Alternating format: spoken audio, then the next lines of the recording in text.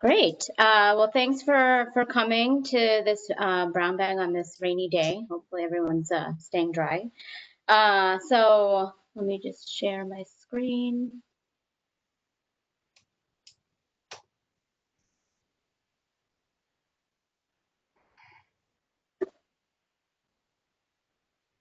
Can everyone see this? Yeah, okay. Great. So today I'm going to talk about the reopening for New York City's public schools for the 2020 to 2021 school year. So I'm going to be covering two pieces that were published that were in response to a request by Council Member Mark Traeger, head of the Education Committee, who made the request for us, and he's actually holding a reopening hearing at this moment.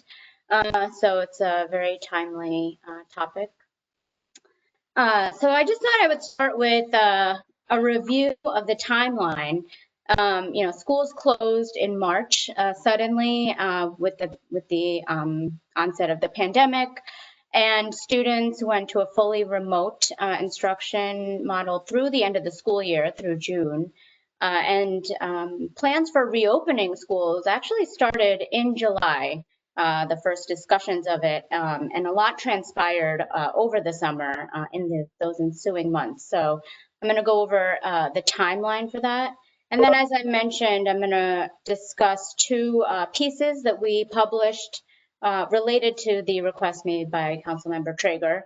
The first is looking at school space, what's available in school buildings, and how we factor social distancing requirements.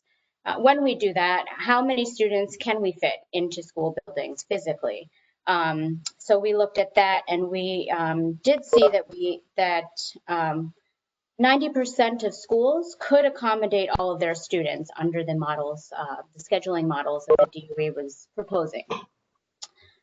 We then looked at the cost per week of reopening schools, and this was most closely tied to Councilmember Traeger's request. We covered a whole host of areas, from needing personal protective equipment to the need for additional staff, for teachers, for nurses, extra custodial work for cleaning and transportation cleaning costs as well. And so when we tallied all of that up, we looked at the cost to the city across multiple city agencies, and we estimated that to be roughly $32 million a week, although there are a lot of uncertainties around that cost that I'm going to go over, and a lot that has changed in the reopening plan that does affect that cost. And finally, I'll give an update of where school reopening is now. To start with the timeline, as I mentioned, in early June, the city began planning for reopening. And in early July, they released the first proposed scheduling models to principals and teachers. And in these models, students would attend school if they opted into in-person instruction on a hybrid model. So they would attend between 1 to 3 times a week in person. And on the other days, they would have remote instruction. And the number of times per week that students would be in schools would vary by week, depending on how many different cohorts a school could accommodate at any one time. In mid-July, the state education department released its guidance on reopening. That included provisions for PPE for both students and staff, with additional PPE for certain staff that were in high contact with students, more direct contact with students, and staff that might be in more contact with COVID positive cases, such as nurses or custodial staff who are doing cleaning. In August, the New York City Department of Education released its reopening plan to the state. And in this reopening, around this time also, they pushed the open date for schools back a couple of days to September 10th to accommodate additional preparation for teachers for reopening. And in this reopening plan, the city also released initial survey results of families and students who were opting out of in-person instruction. At that time, as of the beginning of August, 26% of families had opted out of in-person instruction. And that number has increased substantially over time, and I'll go over that. On September 1st, the mayor announced further reopening delays. Remote instruction would begin on September 16th, and in-person instruction will be pushed back to September 21st. Let me see, the next day, IBO released our space analysis. And then a couple of weeks later, we released our cost estimate on September 17th. About an hour after we released our cost estimate, the mayor announced further reopening delays and changes to how remote instruction would be delivered. So back in early July, when the Department of Education talked about hybrid models, they discussed having dedicated teachers for students who were in this hybrid model. So they would receive a dedicated teacher on the days they went into schools and a separate dedicated teachers on their remote instruction days. And that changed on the 17th when the Department of Education announced that live instruction would not necessarily be provided every day on the remote instruction days, and changes also in how remote instruction would be delivered. Also on this date, they began talking about the need for teachers and announced an additional hiring of 2,500 teachers. This is in addition to 2,000 additional teachers that they had announced about a week prior. So as of September 17th, it would be a total of 4,500 additional teachers needed to support both in-person and remote instruction needs.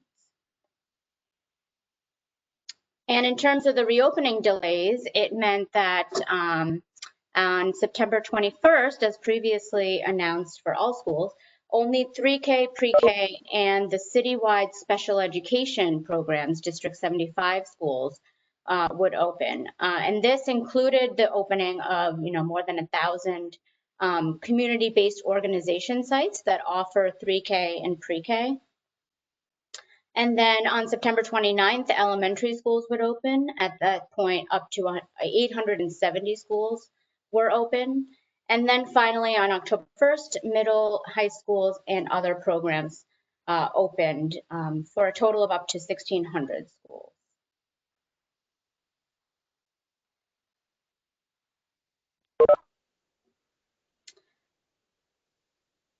So first, I'd like to go over the first of our publications. As I mentioned, we looked at the physical capacity of school buildings across the city's public schools.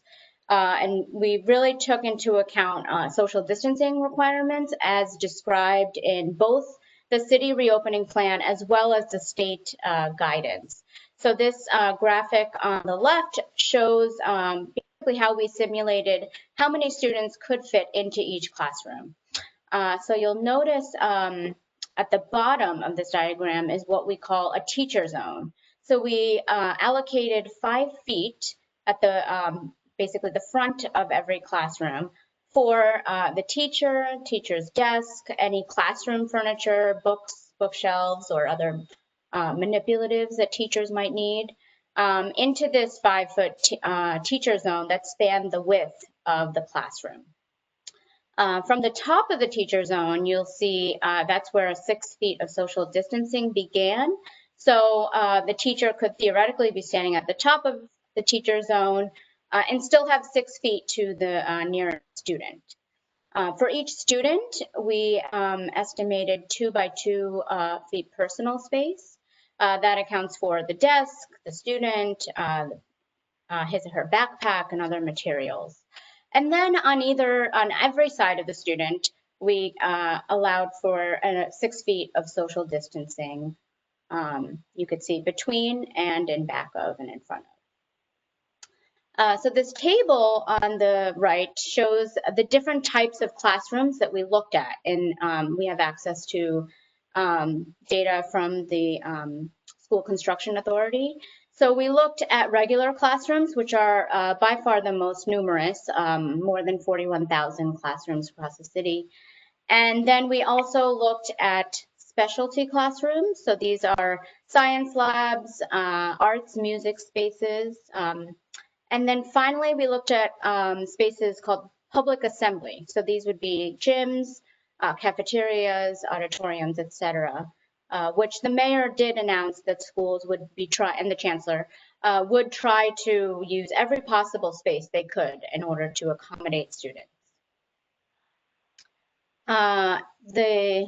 When we did the analysis by these different types of class, we found that on average, 8 students can fit into a regular classroom, 10 students on average can fit into a specialty classroom, and 29 students can fit in a public assembly space.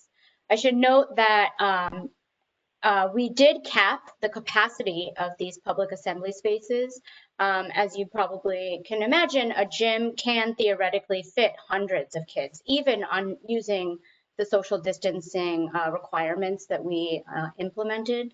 However, given the concerns with the density of students gathering in particular spaces, we actually capped this amount to the contractual size of a classroom. And so that's why the average is 29 and the max was 34, I believe. So that was, we basically assumed that one class could fit into every gym, auditorium, cafeteria, etc. So once we did this analysis, we were able to determine how many different groups of students schools would have to operate in order to accommodate all of their students at one time. So how many different cohorts of students. When we did that, we found that over 70% of schools could accommodate their full enrollment using one of the alternative scheduling models that the DOE had proposed, looking just at regular classrooms. When we additionally add in labs and other specialty rooms, we found that over 90% of schools could accommodate all of their students using one of the scheduling models. So running either 2 or 3 cohorts, different cohorts of students attending schools.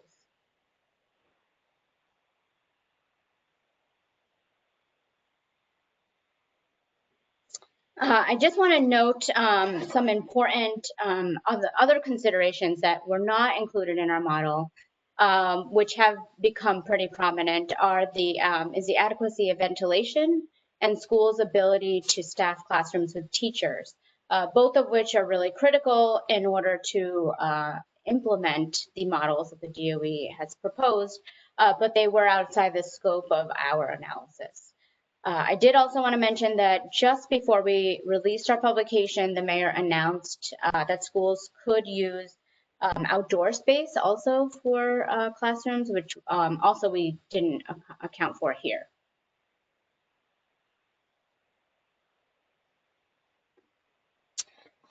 So turning to the cost estimate, we used our space analysis to guide our cost estimate as well in terms of how schools could operate. So to start off, our cost estimate includes traditional public schools. So this doesn't include charter schools or private schools or programs and community-based organizations that participate in the city's universal pre-K and 3K programs. Unfortunately, we don't have information on space or staffing at those community-based organization sites, so they are outside the scope of this analysis. We do include the citywide special education district, as well as alternate high school programs. So when doing that, we find the cost to be roughly $32 million a week across multiple city agencies. We did this cost estimate from the perspective of the city.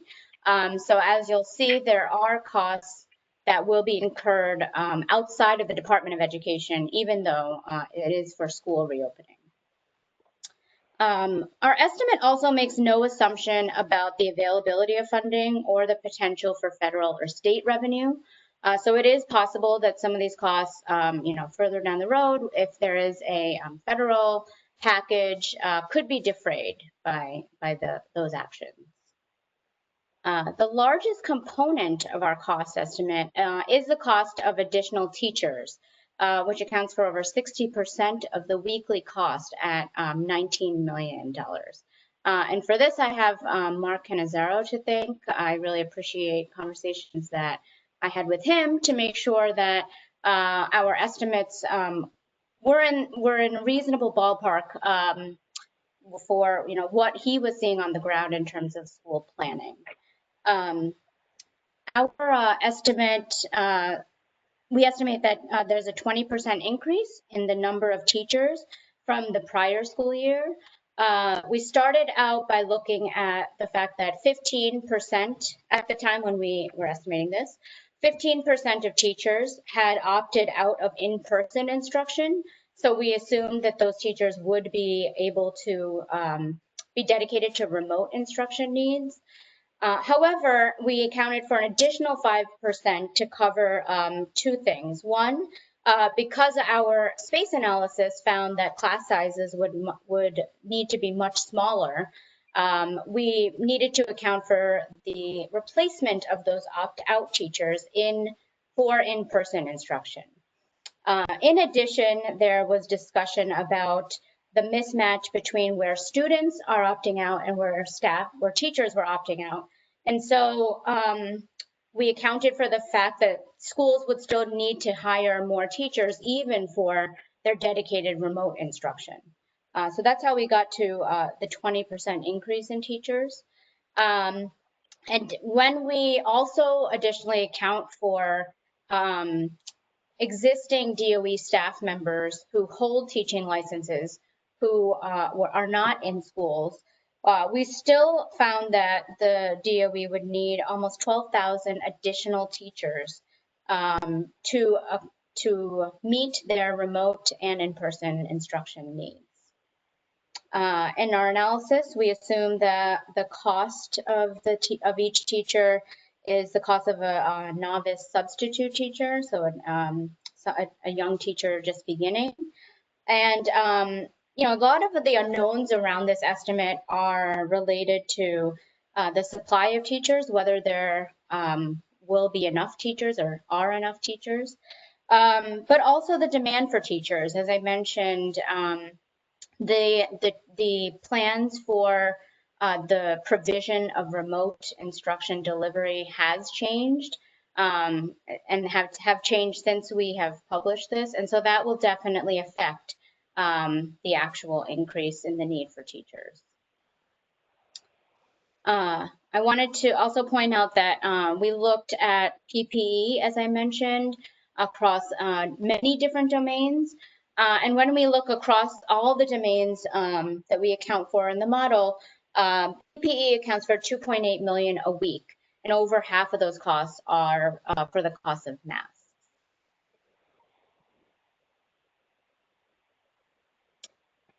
Some additional considerations included in the model, as I mentioned before, custodial costs amount to roughly $5.6 million a week in our estimate.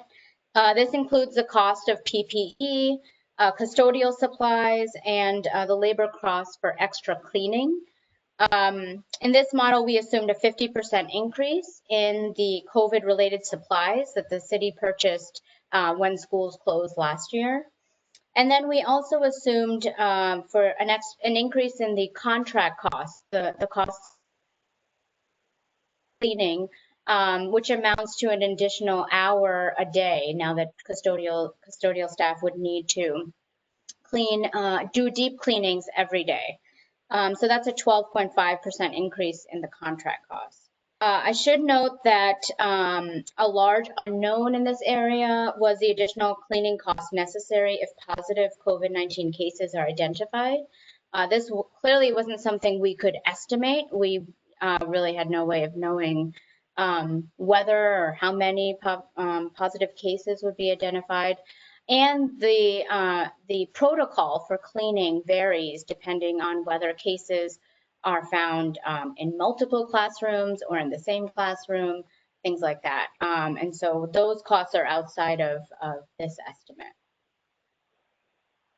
In terms of transportation, we found our estimate found that 1.7 million a week would be spent on transportation, which includes costs of PPE for bus employees and students, cleaning supplies such as electrostatic cleaners, the cleaners used to clean buses, and also labor costs for cleaning buses.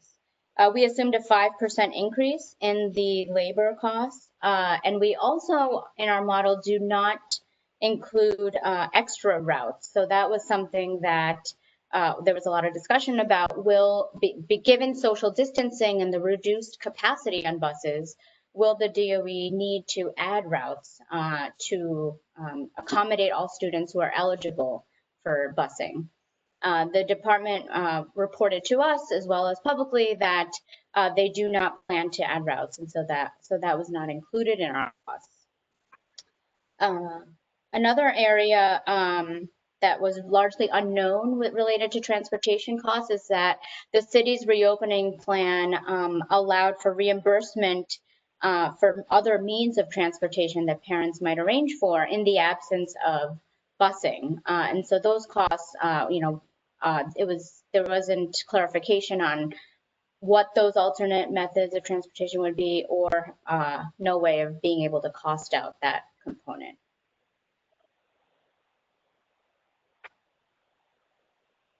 And some other additional cost considerations include the monthly COVID-19 testing cost. When we looked at it at a weekly rate, it would be 1.6 million a week. And this is assuming that 15% of all students and school-based staff would be tested each month. There's also additional costs of adding nurses. So this is adding 400 nurses to provide one nurse for each school building. This would be paid by H+H, and the cost of that would be 1 million a week. And then we looked at other nursing and safety supplies, such as hand sanitizer, thermometers, oximeters, and electrostatic sprayers to clean schools, and that would be on a weekly basis would cost $265,000. The reason why this cost is much smaller is because some of these items would only be one-time annual purchases. So when we look by week, that's why the cost looks much smaller. That pretty much covers the operating costs that we looked at. There are additional capital costs that are not included, which we noted include upgrading HVAC systems, purchasing air filters for classrooms, and purchasing additional tablets and hotspots to meet students' technology needs. So where is school reopening now? Well, as I mentioned, the DOE policy for providing live instruction to those in the hybrid or fully remote schedules has evolved due to insufficient teaching staff. In early planning documents, there was discussion about providing live instruction every day, and that has been rolled back, particularly at high schools, where some students are going into schools and learn remotely in the schools. Second, the opt-out rate for students, as I mentioned earlier, was started around 26%, now is around 50%, and it's even higher for high school. And these are two areas in particular that obviously affect our model. And so because of that, there is a component of our estimate that is a point in time, right? It's based on what the plan was at the time when we released the analysis. And so along with the analysis, we did also publish an interactive spreadsheet that I just wanted to show and highlight now. So this shows the different areas that I mentioned, that I ran through in terms of PPE for students, school staff, etc. And in these columns, these green boxes show different assumptions that we have. Sarita, am I the only person not seeing anything? I'm sorry. Oh, do you see it now? No. No, I'm not seeing it either. Oh, you're not. Okay, hold on.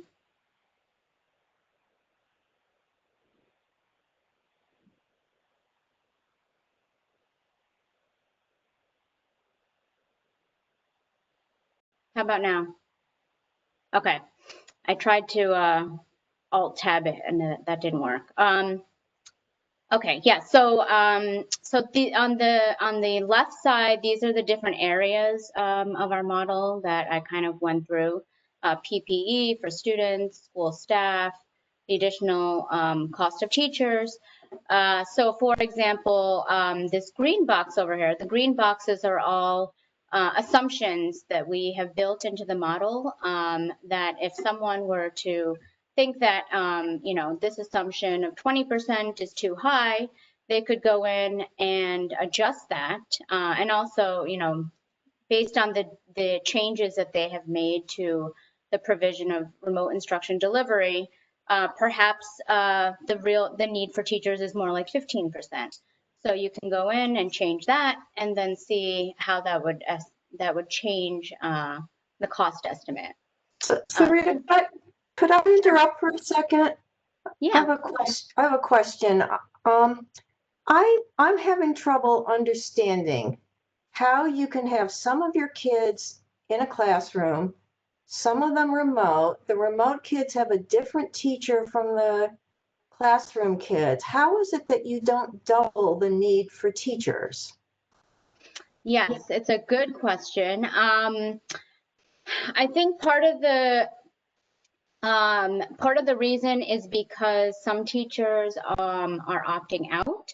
And so we were assuming that those teachers could serve the remote instruction needs. There's also fewer students that are opting in. And so perhaps, you know, I mean, I do think there's an issue with the smaller class sizes where you still will need additional teachers to meet that demand, but you might not need as many as are opting out. And I do think that some of the remote in the hybrid model, there are some teachers that are doing both in person and remote at the same time. And so that's part of the change that has happened. There isn't a dedicated teacher just to the remote students on the days that they are not in school. Okay, so the model that there's a remote, and maybe I'm just not kind of picturing how many kids are actually in a classroom and whether they've been able to consolidate classes and therefore need fewer teachers in the rooms than they would if every single class had some kids in and some kids out on every day. And I guess it doesn't really matter because they couldn't find 20% more teachers, never mind 100% more teachers. Right, yes. You know, I should mention that remote instruction is a combination of what they call synchronous instruction, so live instruction, and asynchronous. Right. So, you know, I'm not sure to the extent to which they're using asynchronous instruction, these, you know, sort of pre-recorded instructional videos and things like that. And perhaps that's how they're able to accomplish this with so many fewer teachers. Right, maybe. Thank you. Yeah, because I mean, actually, our earlier models assumed a 25% increase in teachers, and we did share the cost estimate with the DOE, and they came back and said, well, we're not hiring 25% more teachers. That was, and so we did ask for more information, you know, some more guidance on how many more. Which they didn't provide. And so we did reduce it to 20%, which, you know, I do since we released, like I mentioned, an hour later, the mayor announced changes to this remote instruction delivery, and so it's very possible that it's less than 20%. Sarita, I have a question about the remote learning. So, is there a cap on the number of students that can be assigned to a teacher? If like they are just basically recording videos and posting, then potentially they can teach what 100,000 students. I mean, grading would be a problem, but one teacher could potentially teach a whole lot of students. Yes, that's definitely something that we've talked about on our team. And even in terms of high school, and the city has an AP for All program where they're really trying to get AP access. Advanced placement access for all students. Theoretically, this would allow that, right? It would allow students to be able to access classes that weren't offered at their school. Based on information that I have seen so there are the UFT has contractual class size limits. And so those class size limits are in effect even for teachers that are teaching fully remote students. The same class size limits exist for the in-person instruction as well, although as you saw, the number of students that are fitting into classrooms now are much fewer than those class size limits. But I have heard that teachers that are teaching hybrid models, the class size limit is double the contractual limit. And so some of what you're talking about may be going on in for those hybrid teachers.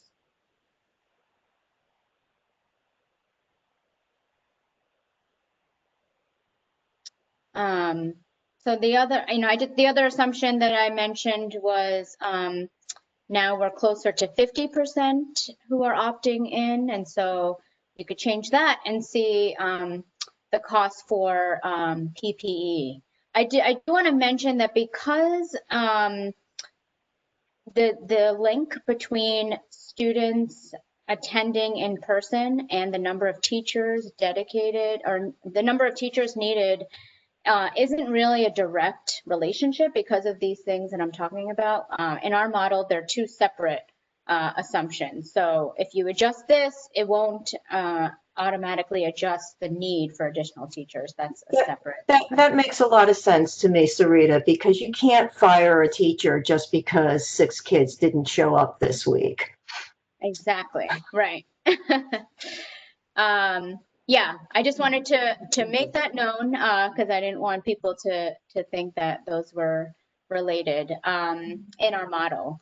But we do actually, I didn't scroll down and show you, but the cost of testing does adjust based on those assumptions of how many teachers are needed because they have to be tested each month, and then how many students are also opting in. So that does adjust. So I encourage you to play around with it's available on our publication. And let me try to switch back. Can you guys see this? Okay. My PowerPoint? No. Okay. Let me.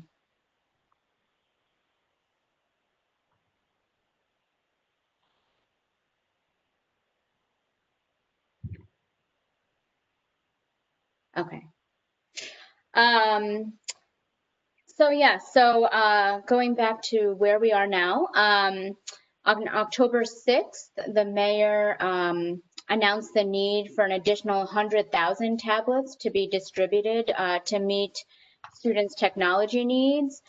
This is in addition to the over 300,000 tablets with hotspots that were distributed to students in the spring when the schools shut down and full remote instruction began. And so now that schools are reopening and a lot of students are in a hybrid model, or as I mentioned, some high school students are going into school to learn remotely, the mayor for tablets as a capital cost.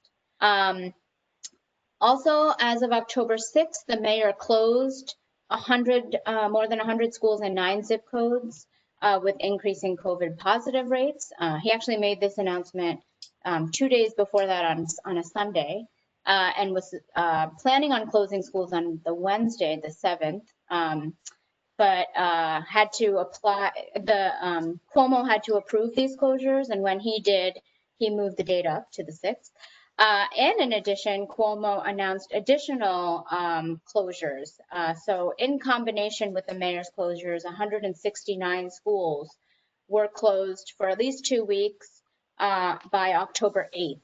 And so it's unclear, whether those schools will reopen on time in 2 weeks, or whether, other schools might be announced as the city is monitoring COVID positive rates.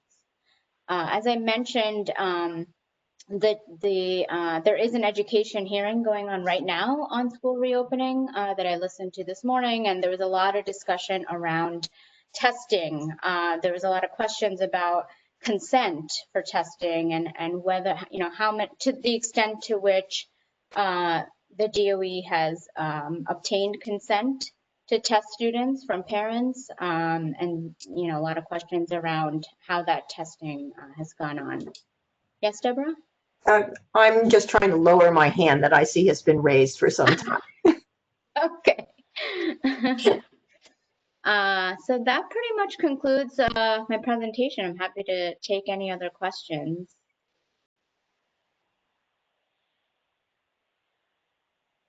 that people might have. So now that school have started for some time, are you tracking the actual expenditures that DOE is spending on this new reopening thing going on? Yeah, we haven't. We do plan to for sure. Some of the costs, as I mentioned, are outside of DOE. So one aspect of, and I mentioned H+H in the presentation. Another one is DCAS, because as I'm sure many of you have heard, DCAS has a stockpile of PPE that the Department of Education can avail of. And so that might make some of this tracking complicated in terms of, where the cost is incurred, because all agencies can access the DCAS stockpile. But it is, we're definitely eagerly anxious to see our HR data and see, how many additional teachers we do see in there. We are actually separately asking about, specifically how many new hires were hired. There's also been discussion about using CUNY, adjunct CUNY professors. So we also want to get a sense of the pathways that they're hiring teachers.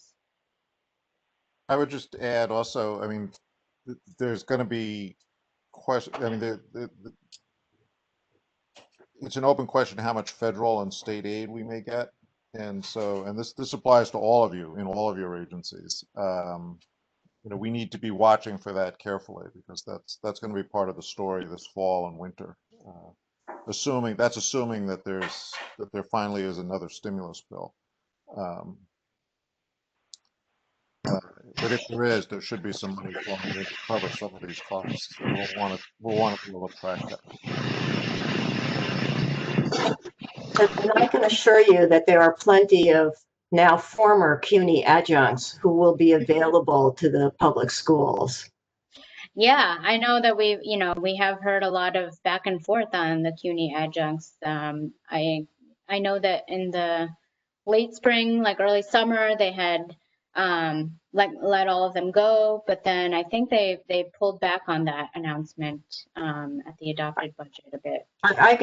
Part of that they let everybody go is a bureaucratic, let's just call it a thing at CUNY, where because everybody's on an annual contract and you need X months of notice if we're going to rehire you, lots of people get laid off and then they get rehired. I see. And kind of as I can say this because I am no longer a chair, as a matter of routine.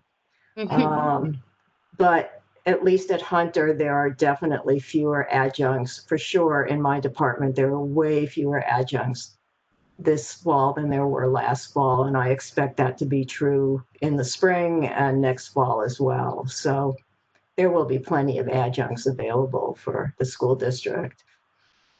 Yeah, and I'm curious to see, our HR data for teachers usually only, I don't know if they'll be hired on obviously on a contract basis and how that accounting will go. So that's something we'll have to monitor and ask for.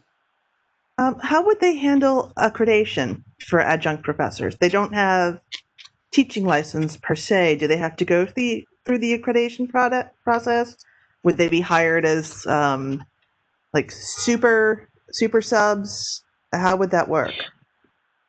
I can actually speak to that, Sarita. I shouldn't have interrupted you because you have an answer. No, I don't actually. I would appreciate it. So I used to be a member of my local New Jersey Board of Education, and subs are not accredited teachers. They have to have a certain number of college credits, but they are rarely accredited teachers. Some are, but you don't have to be. So I assume, and I can assure you that CUNY adjuncts, just like CUNY full professors, including me, have no training in pedagogy whatsoever, except sort of incidental. So it's not like because they're they have experience, but I also suspect that teaching K through 12 is 1,000 times, if not 10,000 times harder than teaching college students. So, there'll be warm bodies, but I'm a little trepidatious. Yeah, I know the city has a special. My mother used to work in teacher accreditation for the DOE.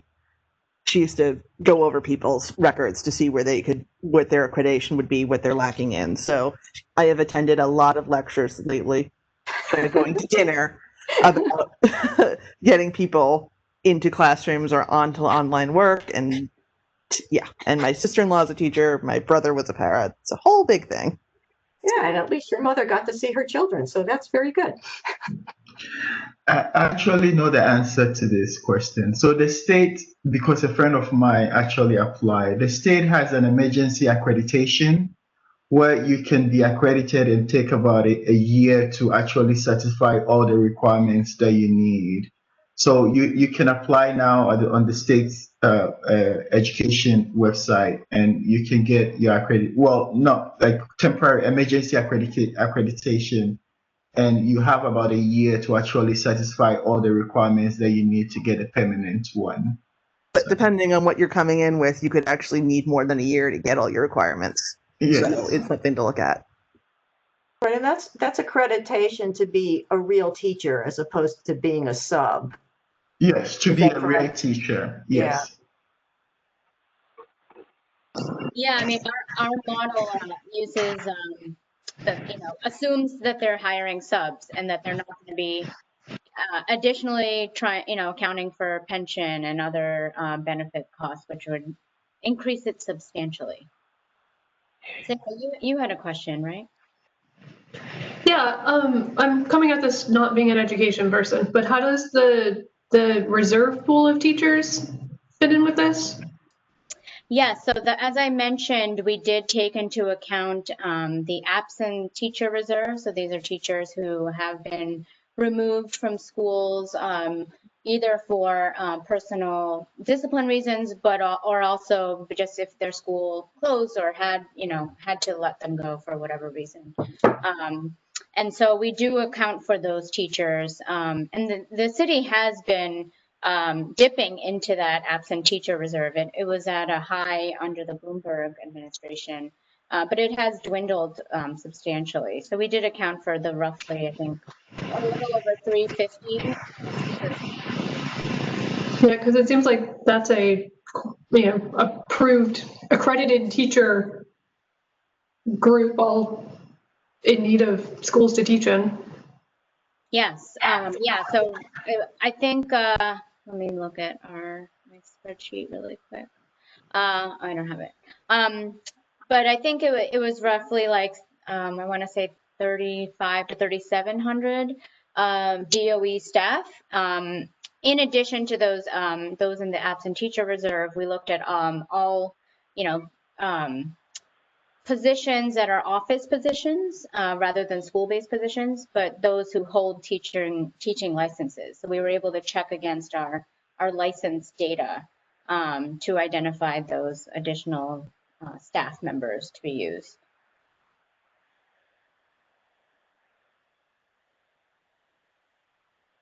And Sarita, just, I mean, we got, you found more of these certified desk sitters than you did ATR people.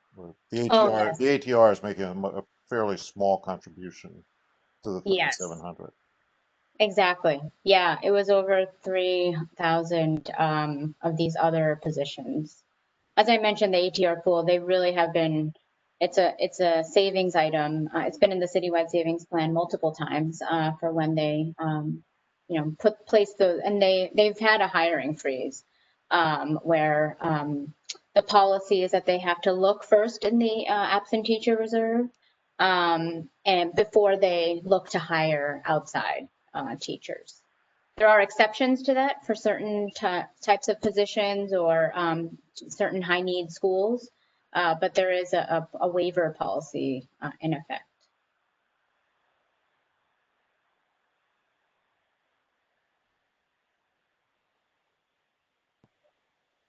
All right. Well, thank you very much. I'm sorry it was delayed a couple days, but I'm partially responsible for that. But we were having a good conversation with the advisory board, and we had everyone had the opportunity now to hear this without having to get up at 8:30 in the morning. So.